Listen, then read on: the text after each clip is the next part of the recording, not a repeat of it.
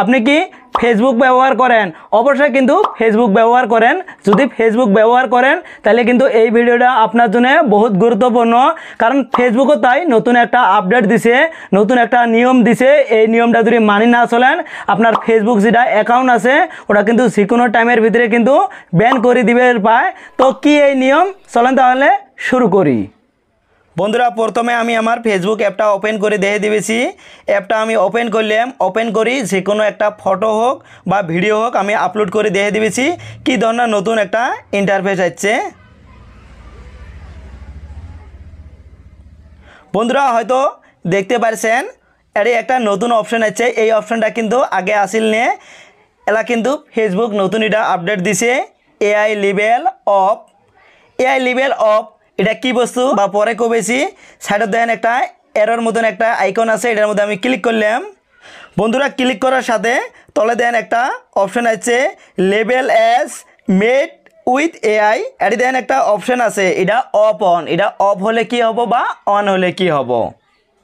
বন্ধুরা আমি আপনাকে দেখালাম আমরা যখন যে কোনো একটা ফটো হোক অথবা ভিডিও হোক আমরা যখন পোস্ট করি বা ওটা আমরা আপলোড করি আগে কিন্তু ওটা একটা নতুন অপশান অ্যাড হয়েছে।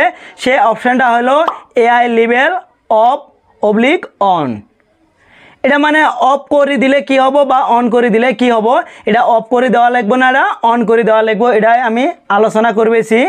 আমরা যখন যে কোনো একটা ফটো হোক ভিডিও হোক আমরা মানে এডিট করি, ওটা যদি আমরা কোনো এআই দিয়ে এডিট করি, এআই মানে আর্টিফিশিয়াল ইন্টেলিজেন্স, যদি আমরা এআই দিয়ে কোনো ফটো হোক ভিডিও হোক যদি আমরা এডিট করি তাহলে কিন্তু আগে যেটা এআই লেভেল মোড আছে ওটা কিন্তু আগে অন করে দেওয়া লাগবে।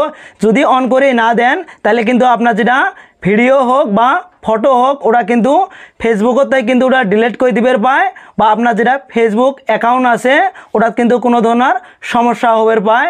আপনি কি করবেন, আপনি যদি এআই দিয়ে কোনো ফটো বা ভিডিও যদি মেক করে থাকেন তাহলে আপনি কি করবেন, যেটা এআই লেভেল আছে ওটা আপনি অন করে রাখবেন।